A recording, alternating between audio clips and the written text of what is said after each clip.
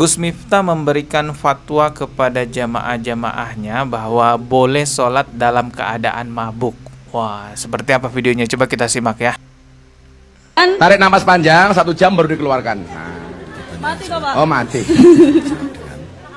Posisinya kan masih rada ndoyong gitu, terus kita Rada apa? tuh ndoyong. Mabuk, Habis mabuk. kerja, terus mau sholat itu boleh nggak toh? Boleh. Assalamualaikum warahmatullahi wabarakatuh. Kok miring ya? Tar. Ini silver play button.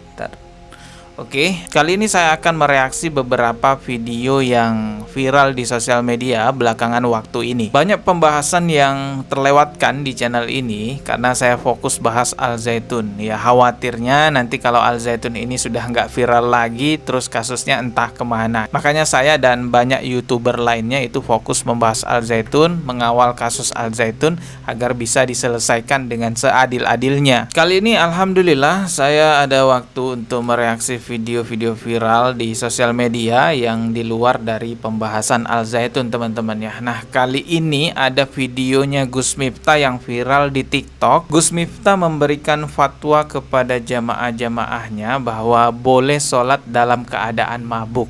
Wah, seperti apa videonya? Coba kita simak ya. Tarik napas panjang 1 jam baru dikeluarkan. Mati kok, Pak? Oh, mati. Posisinya kan masih rada ndoyong gitu, terus kita Rada apa? tuh ndoyong. Mabuk, Habis mabuk. kerja, terus mau sholat itu boleh nggak toh? Boleh. Oh, itu ya. Posisinya iki kan rodok doyong. Rodok doyong itu masih rada-rada mabuk gitulah, masih keadaan ngefline gitulah. Terus Gus Miftah mengatakan itu boleh sholat karena jamaahnya ini nanya nih, boleh nggak sholat dalam keadaan gitu? Kata Gus Miftah boleh gitu ya. Kita ulangi lagi teman-teman ya. Ini sepertinya di pengajian kayak klub malam gitu ya. Ya, Gus Miftah memang terkenal adalah orang yang bisa masuk ke dalam klub malam untuk berdakwah di sana. Posisinya kan masih rada ndoyong gitu, terus Rada kita apa? tuh ndoyong. Doyong. Mabuk, Habis mabuk. kerja, terus mau sholat itu boleh nggak toh? Boleh. Boleh. Posisi kamu masih toying. Iya toying. Masih toying. Iya. Ada mereng-mereng. Nah, tapi ki arep sholat ngono iku ya ndak entuk, Pak. Boleh. Begitu selesai kamu langsung wudu, sholat.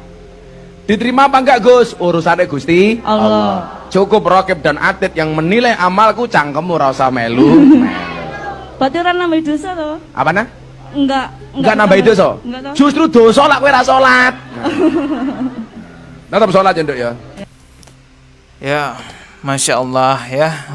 Ini mungkin Gus Miftah lupa dengan surah An-Nisa ini ya, ayat 43. Karena di dalam surah An-Nisa ayat 43 ini jelas sekali Allah Subhanahu wa taala melarang orang sholat dalam keadaan mabuk. Ini ayatnya teman-teman. Ya ayyuhallazina amanu, wahai orang-orang yang beriman, la taqrabus sholat, jangan mendekati sholat, wala antum sukara, ketika kamu dalam keadaan mabuk, hatta ta'lamu ma taqulun, sampai kamu sadar apa yang kamu ucapkan. Jadi jelas ya, orang yang dalam keadaan mabuk itu tidak boleh sholat. Kalau kita simak tafsirnya surah An-Nisa ayat 43 ini pun juga mengatakan demikian. Baik itu tafsir Imam Ibnu Katsir, tafsir Jalalain, semuanya menerangkan demikian bahwa orang-orang yang dalam keadaan mabuk itu tidak boleh sholat. Begitupun juga asbabun nuzul surah An-Nisa ayat ke-43 tadi itu yang kita baca, itu karena dahulunya ada orang yang sholat dalam keadaan mabuk lalu bacaannya itu berantakan, sehingga turunlah surah An-Nisa ayat ke-43 itu bahwa Allah melarang orang-orang dalam keadaan mabuk sholat. Saya yakin Gus Miftah adalah seorang ustadz yang mungkin lebih paham dari saya mengenai ayat itu. Hanya saja mungkin beliau lupa. Di sini saya hanya sebagai sesama muslim menyampaikan bahwa orang yang mabuk berdasarkan surah An-Nisa ayat 43 tadi dilarang sholat.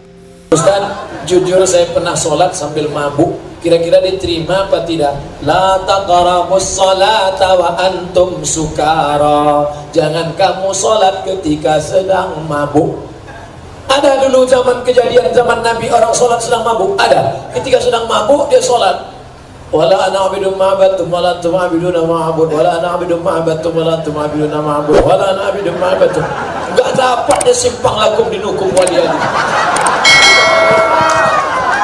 Makanya jangan sholat ketika sedang mabuk, sholatmu tidak sah. Syarat orang yang sholat baligh dan berakal. Orang yang mabuk akalnya hilang. Di situ juga ada ayatnya hatta ta'lamu ma taqulun, sampai kamu sadar apa yang kamu ucapkan. Jadi bukan berarti pemabuk itu tidak boleh sholat, tidak boleh tobat, bukan begitu ya. Akan tetapi yang tidak boleh adalah dalam keadaan masih mabuk gitu ya, masih belum sadar terus sholat, itu tidak boleh. Yang juga aneh itu kalau ada orang yang sadar 100% tapi ninggalin sholat, sengaja ninggalin sholat. Lah itu juga aneh, itu dosa besar tentunya ya. ODGJ aja banyak video viralnya tuh, sholat di masjid. Walaupun dia ODGJ, mungkin bisa saja dia lupa dengan pikirannya, dia error dengan pikirannya, tapi tidak lupa dengan Tuhannya. Masya Allah. Kita lanjut ke video viral berikutnya teman-teman. Nah ini juga cukup viral di TikTok dan menjadi banyak perbincangan ya. Jadi ada gempa di gereja gitu ya. Terlihat orang-orang di sana malah mengucap takbir gitu ya, Allahu Akbar. Coba kita dengarkan video ini.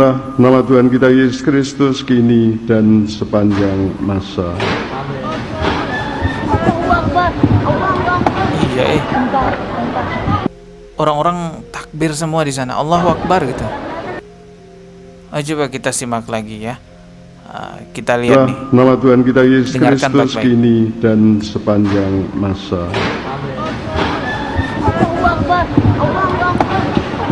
Iya ya. Kedengaran ini dengerin ya. Allahu Akbar gitu. Masya Allah. Kok bisa ya?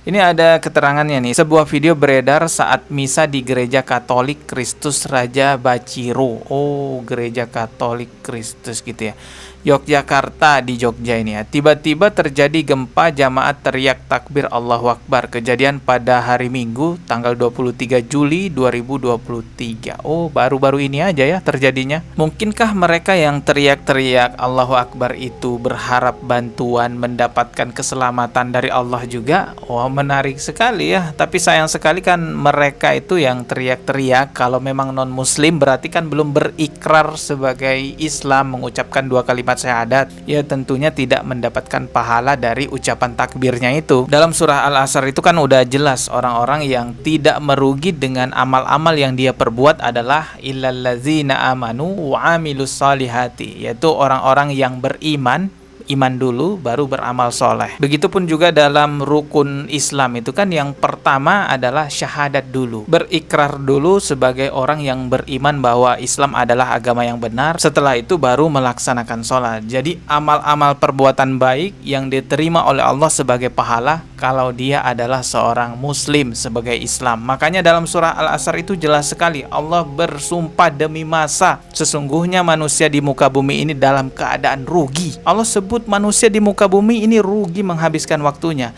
kecuali orang-orang beriman dan beramal soleh. Ya kita doakan saja mereka yang menyebut-nyebut kalimat thayyibah namun masih non-muslim, semoga Allah beri hidayah dari jalan tersebut. Selama penyebutan kalimat-kalimat thayyibah tersebut tidak ada unsur pelecehan, penistaan ataupun merendahkan agama Islam, tidak ada masalah. Kita ketemu lagi di video berikutnya, semoga bermanfaat.